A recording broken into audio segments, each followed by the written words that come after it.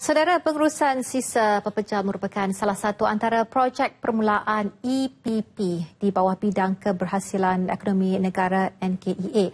4 inisiatif dilaksana untuk memastikan sistem pengurusan sisa pepejal negara di tahap terbaik dan antaranya meningkatkan pelaksanaan 3R, meningkatkan kapasiti pengurusan sisa pepejal, memperbaiki perkhidmatan pembersihan dan melihat teknologi baru dalam sistem pengurusan sisa.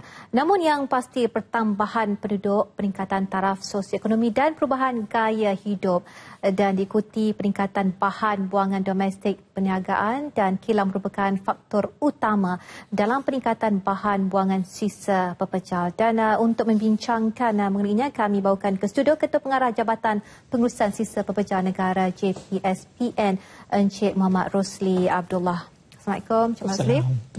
Terima kasih kerana sudi bersama Nasional 1 hari ini. Baiklah, mungkin secara pembuka bicara kita hari ini, Cik Rosli boleh menceritakan sedikit peranan ataupun sedikit latar belakang mengenai Jabatan Pengurusan Sisa Pepejal Negara ataupun JPSPN itu sendiri. Ya, terima kasih.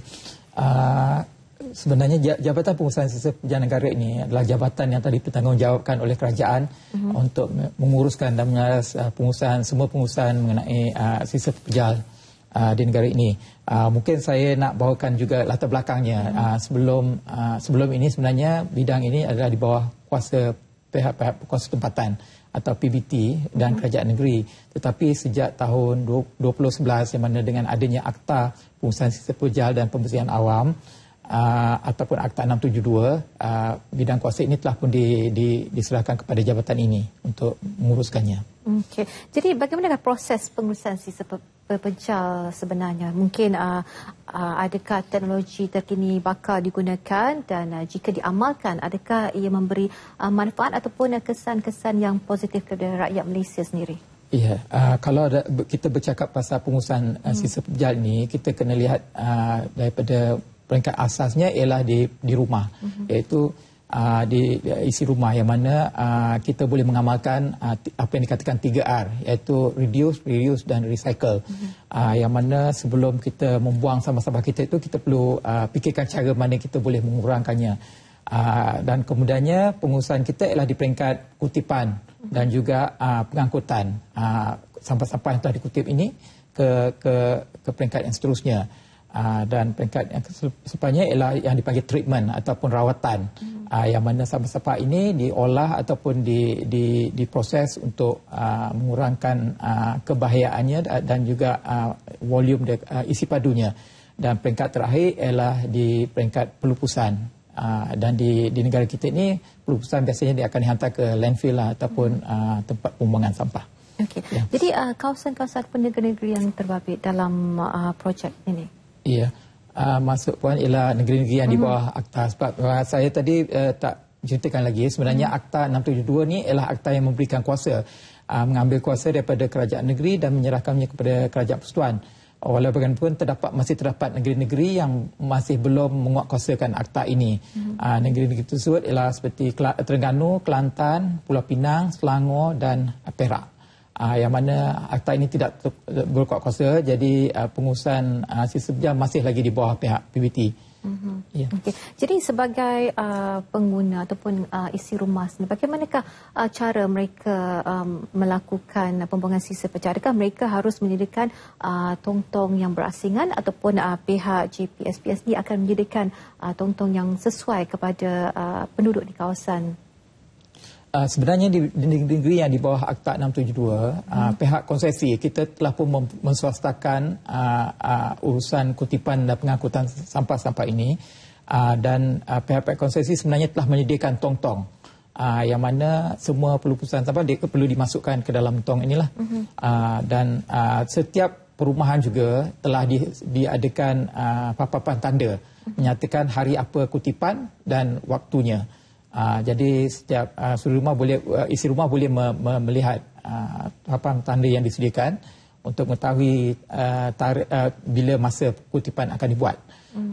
Kutipan kita terbagi pada 2 jenis atau yang dipanggil 2+1, yang mana dua kutipan adalah untuk sampah-sampah dapur, sampah-sampah makanan dan sebagainya yang tidak boleh direcyclekan Dan satu lagi ialah untuk kutipan recyclables, sampah pukal dan juga sisa kebun. Jadi maknanya isi rumah sepatutnya pada hari yang berkenaan, isi rumah perlu membawa keluarlah sampah-sampah yang berkaitan. Jadi mandatory pengasihan sisa pepejal isi rumah akan dimulakan pada bulan September. Itu ada satu action yang kita ambil, iaitu kita akan menguatkuasakan pengasihan sisa di rumah pada September 2015. Kita panggilkan pengasihan mandatory. Maknanya kita ada regulation yang membolehkan kita penalize dan menghukum mana-mana pihak yang tidak melaksanakan perkara tersebut. Untuk pengasihan di rumah ini, sampah-sampah perlu diasingkan daripada sampah-sampah sisa makanan, sampah-sampah dapur dan juga bahan-bahan yang kotor daripada bahan-bahan yang boleh dikita semula. Yang mana bahan-bahan kita semula ini perlu dimasukkan dalam beg-beg plastik yang berasingan. Iaitu kita ada 3 kategori: plastik, kertas dan bahan-bahan lain. Jadi itu untuk isi rumah. Bagaimana pula dengan kawasan perkilangan, mungkin restoran dan sebagainya? Adakah jadual kutipan itu sama ataupun mungkin sedikit berlainan daripada kutipan kawasan isi rumah? Ya, kebiasaannya ada berlainan sebab dia ada jadual masing-masing dan dia akan dibuat secara berasingan. Jadi perbezaan antara isi rumah dengan kawasan perindustrian dan juga restoran? Kawasan-kawasan perindustrian sebenarnya tidak termasuk dalam konsesi ini, yang mana mereka perlu menggaji pihak-pihak lain untuk mengangkut sampah-sampah mereka. Yang ini cuma terpakai di sampah-sampah isi rumah. Okey. Jadi pastinya selepas dimulakan pada bulan September, adakah rakyat akan dikenakan denda ataupun kompaun jika mereka enggan bekerjasama dengan pihak JPSPN sendiri? Ya, sebenarnya di bawah peraturan yang telah disedia, memang ada penalty clause lah, yang mana mereka boleh dikenakan tindakan, iaitu kompaun sebanyak maksimum 1,000, iaitu paling maksimum lah yang boleh dikenakan. Tapi pihak kami tidak bercadang lah untuk ni, mungkin kita akan perlu ada tempoh yang tertentu yang mana kita perlu memberi penerangan dan memujuk usi rumah ini untuk mematuhi peraturan ini terlebih dahulu sebelum dikenakan penalti. Okey, baiklah, kita ada berapa bulan lagi sebelum mandatory, iaitu mulai September. Jadi peranan JPSPN sendiri untuk memberi penerangan kepada penduduk di kawasan Akta 672, mungkin ada dikeluarkan sedikit brosur ataupun buku-buku panduan kepada penduduk di kawasan sekitar? Sememangnya kita akan membuatkan satu kempen besar-besaran untuk memaklumkan kepada semua isi rumah mengenai adanya peraturan ini, sebab saya rasa masih banyak yang belum tahu lagi mengenai peraturan ini. Jadi kita perlu menghebarkannya dan dalam tempoh sehingga sebelum September ini kita akan mempergiatkan kempen kita ni lah, dan kita akan mengedarkan brosur-brosur, flyer dan sebagainya lah untuk memberitahu orang-orang.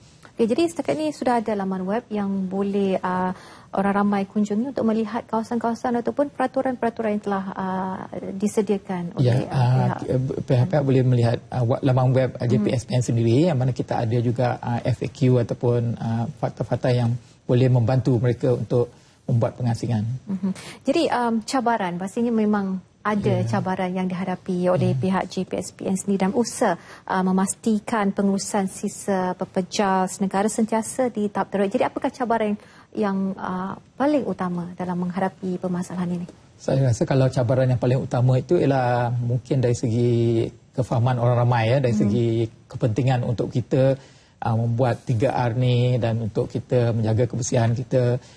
Yang mana itu mungkin memerlukan masa yang lama jugalah untuk kita membuat kesedaran awam mengenai perkara ini. Dan itu ada satu proses yang berterusan yang mana kita akan terus melaksanakan perkara tersebut. Adakah kesedaran ini akan dimulakan daripada sekolah ataupun mungkin melalui ceramah-ceramah ataupun flyer-flyer yang bakal dikeluarkan tidak lama lagi? Sebenarnya program kita memang secara berterusan, yang mana kita pun memang ada few target group yang kita sudah kena pastilah, maknanya macam sekolah-sekolah pun kita pun telah banyak buat promosi dan sebagainya. Tapi saya rasa masalah di sini sebenarnya bukan masalah kesederaan. Sebenarnya kalau sebab kita pun ada buat kajian, di mana sebenarnya kesederaan itu adalah agak tinggi. Lebih 80% daripada populasi Malaysia ini sedar akan 3R dan sebagainya. Cuma kita nak sekarang ini daripada sedar kepada melaksanakan perkara tersebut. Okey, jadi apakah sasaran untuk rakyat untuk amalkan kita semula dalam tempoh sekarang hingga tahun 2020? Ya.